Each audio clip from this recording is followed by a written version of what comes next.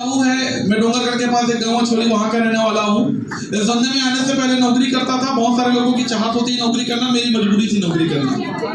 क्यों चाहत होता है? चाहत में और मजबूरी में फर्क होता है कि नहीं होता है? चाहत किसको बोलते हैं? जो शौक से किया जाए। और मजबूरी किसे बोलते हैं? जो मजबूरी में किया जाए। तो मेरा शौक था दोस्तों बिजनेस करना। मेरा शौक था कि मैं कुछ बड़ा काम करूं, लेकिन मेरे पास अपॉर्चुनिटी नहीं थे, मेरे पास मौके नहीं थे, इसलिए मुझे नौकरी करना पड़ा। क्योंकि एक कॉमन लड़का जब बड़ा होता है, एक सिंपल परिवार का लड़का जब बड़ा होता है, उनके पास में 2-3 रास्ते होते हैं। मैं हमेशा इस बात को रिपीट हर बार इसलिए बोलता हूं क्योंकि मैं चाहता हूं मेरा जैसा अगर यहाँ पे कोई एकाध लड़का होगा और उसको अगर ये बातें समझ में आएगी, आने वाले 5 साल बाद वो सीटीसी बन के अपनी स्टोरी सुनाएगा। इसलिए मैं रिपीट करता हूं। दोस्तों, एक कॉमन लड़के के पास में 2-3 अपॉर्चुनिटी होते हैं। पहला अपॉर्चुनिटी, अगर बाप के पास अच्छी खेती है तो अपने बाप के साथ में खेती बाड़ी में इन्वॉल्व हो जाए। यही होता है कि नहीं होता है? yes. अगर जिसके पिताजी के पास खेती नहीं है, अगर पिताजी सक्षम है पैसा देने के लिए, 5 लाख 10 लाख रुपए बेटे के ऊपर खर्चा कर सकते हैं, ऐसा पिताजी अगर है, तो बच्चे के पास दूसरी अपॉर्चुनिटी होती है, पिताजी से 5-10 लाख रुपए पैसा ले ले और धंधा पानी कर ले। लेकिन जिनके पिताजी के पास ज्यादा खेती भी ना हो, जिनके पिताजी के पास 5 लाख 10 लाख रुपए पैसे भी ना हो, उनके बच्चे के पास भी तीसरी अपॉर्चुनिटी क्या बचती है? वो बचती है दोस्तों, कहीं जाके नौकरी खोज ले और नौकरी कर ले। ये दोनों कंडीशन मेरे पास मिली से करके तीसरा कंडीशन मुझे चुनना पड़ा, मुझे जॉब में जाना पड़ा। 7 साल नौकरी किया दोस्तों मैंने अपने लाइफ में। अपने शुरुआती करियर मैंने जॉब से स्टार्ट किया, फील्ड ऑफिसर से मैं रीजनल मैनेजर तक के सफर को वहां पे तय किया। लगातार 7 साल नौकरी किया। 6,500 की सैलरी को अपने मेहनत के दम पे 28,000 रुपए तक ले जा पाया था। आज से 8 साल 9 साल पहले मेरी सैलरी 28,000 रुपए महीने की थी। वो कमाते हुए भी मैं अपने लाइफ में संतुष्ट नहीं था दोस्तों। मैं अपने लाइफ को कुछ और एक्सप्लोर करना चाहता था। मैं कुछ बड़ी चीजें सोचता था, अपने औकात से बड़ा सोचता था कि मेरे पास भी एक कार होनी चाहिए, कार चलाने के लिए समय होना चाहिए, छुट्टियां होनी चाहिए, घूमने के लिए टाइम होना चाहिए, ऐसा मैं सोचता था। और वो कहते हैं जिसको आप पूरे दिल से चाहोगे, भगवान रास्ता दिखाना चालू कर देता है। यस और नो? तो मैं भी ये दिल से चाहता था दोस्तों, और मेरे लाइफ में भी वो चमत्कारिक दिन आया, वो चमत्कारिक पल आया। वो चमत्कारिक पल ये था दोस्तों, जैसे आज आप यहाँ पे कोई शौक से नहीं आए हैं। कल रात को अचानक आपके कोई इष्ट देव का सपना नहीं आया कि होटल तनाला जाओ, वहां पे जिंदगी बदलने का अवसर मिल रहा है करके नहीं, आपको किसी इंसान के माध्यम से निमंत्रण मिला, चलिए हमारे साथ। ऐसा ही एक बहाना भगवान करता है दोस्तों हर आदमी के जीवन को बनाने के लिए। वो एक बहाना पहचान पाते नहीं पहचान पाते हैं, आपकी बुद्धि और आपके विवेक के ऊपर डिपेंड करता है। कभी भगवान को कोसना मत कि भगवान मुझे मौका नहीं दिया, मुझे मौका दिया। और एक इंसान मेरे लाइफ में आया जिसने मेरे को कहा, मित्र जितना मेहनत तू कर रहा है, अगर इतना ही मेहनत में जहां पे तेरे को बोल रहा हूं वहां अगर तू कर देगा तो तेरी सैलरी जितनी आ रही है उससे 5 गुना 10 गुना 20 गुना भी तू कमा सकता है करके। जब कॉमन आदमी को ऐसी बातें बताता है, मुझे बताइए किसी की यकीन होगा? यकीन होगा? मुझे भी यकीन नहीं हुआ दोस्तों, और मैंने 1.5 साल तक मना कर दिया। लेकिन जिनके ऊपर भगवान की कृपा होती है उनको एक बार मौका मिलता है, और जिनके ऊपर भगवान की असीम कृपा होती है उनको दोबारा मौका मिलता है। मुझे दोबारा मौका मिला। 1.5 साल बाद बुद्धि का ढक्कन खुला, और 1.5 साल बाद पहले मैं शौक से बिजनेस को मना किया था, 1.5 साल बाद झक मारा के बिजनेस में आया हूं दोस्तों। आपको देने वाले मेरे ग्रेट अपलाइन, जिनकी वजह से मैं इस धंधे में आ पाया, जिनकी उंगली पकड़ के मैं इस धंधे में आगे चल पाया, ऐसे दोनों ग्रेट पर्सनालिटी यहाँ पे बैठे हुए हैं। सोचिए उनकी बात, उनके आशीर्वाद से एक 28,000 कमाने वाला नौकर आज महीने की 2 से 3 लाख रुपए इनकम कमा सकता है। एक सिंपल परिवार में रहने वाला लड़का आज करोड़ों रुपए के घर में जा सकता है। तो वो ग्रेट अपलाइन मेरे बीच में आए हुए दोस्तों। एक बार जोरदार ताली चाहता हूँ मेरे बड़े भाई Mister Bhupesh Sahu sir, BMW car owner, और साथ ही साथ हमारे महागुरु OP Verma sir, WTC plus gold, Mercedes Benz owner. जोरदार तालियां होनी चाहिए।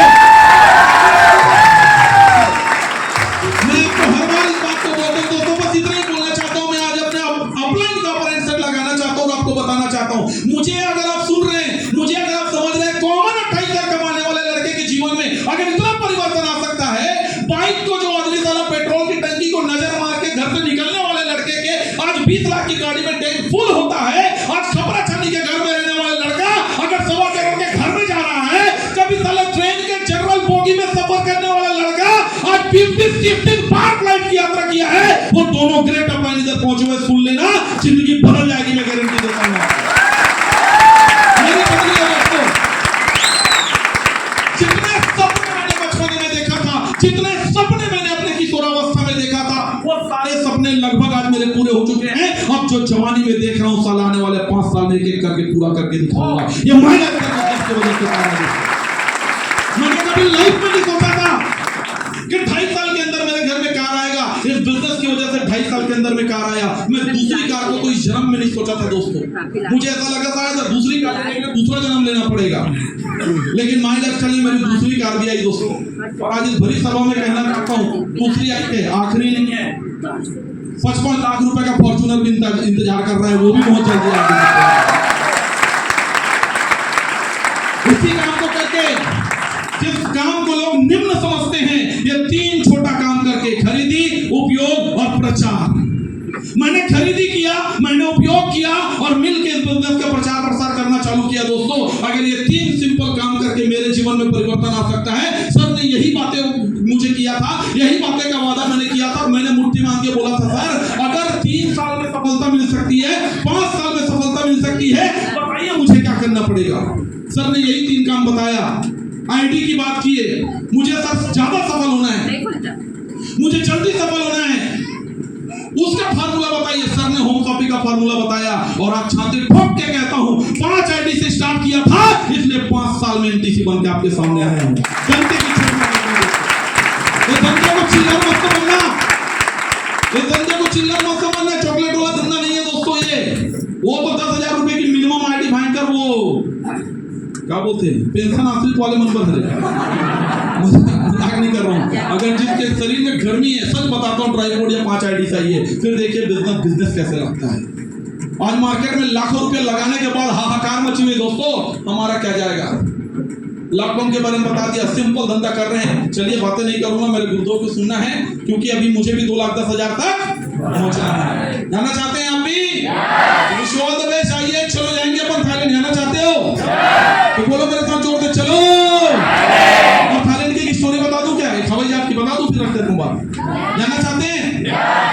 ये बिजनेस से क्या परिवर्तन होता है दोस्तों, एक बहुत बड़ा एग्जांपल बताता हूं। हर कॉमन परिवार को जो सिन्हा सर ने शुरुआत किया था, आज मैं अपना खत्म करता हूं। मुझे बताइए, मैं अपने घर की स्टोरी बताता हूं, आप अपने घर की स्टोरी याद कर लो। मुझे पता है, मेरे बचपन में पापा ने बताया था। पापा जब पहली बार हवाई जहाज को देखा, अपने पिताजी को, मतलब मेरे दादाजी को पूछा, बाबू ये क्या है? तो मेरे दादा ने मेरे पापा को बोला, बेटा वो हवाई जहाज है, वो हवाई जहाज है। मतलब मेरे पिताजी ने हवाई जहाज को कहां से देखा? आंगन से देखा। वो जा रहा है ऊपर, वो क्या है? अरे बोलो ना यार, क्या है? मैं जब पैदा हुआ, मैं जब होश संभाला, एक दिन अचानक हवाई जहाज फिर गुजरा। मैंने मेरे पापा से पूछा, पापा ये क्या है? मेरे पापा आंगन में आया, बोलता मिथिलेश ये हवाई जहाज है। मैंने टाटा किया, मेरा पापा बोला बेटा टाटा मत कर, वो तेरे को नहीं देखेंगे। ये मेरा बचपना हुआ।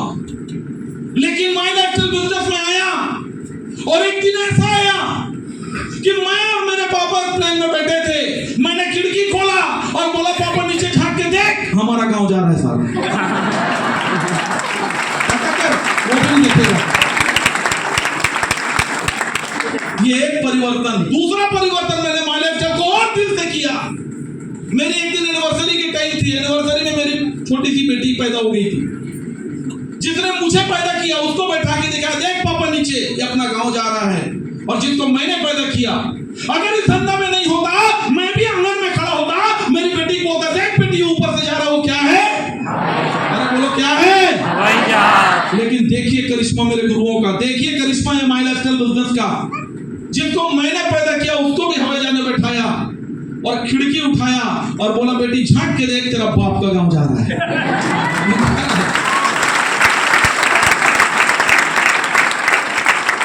ये इतने सालों पुरानी गरीबी की जंजीर टूटी है दोस्तों माय लाइफस्टाइल बिजनेस में। ऐसा छोटा मोटा बिजनेस नहीं है। चाहो तो आपकी पूरी तकदीर संवर सकती है। जय हिंद, जय भारत।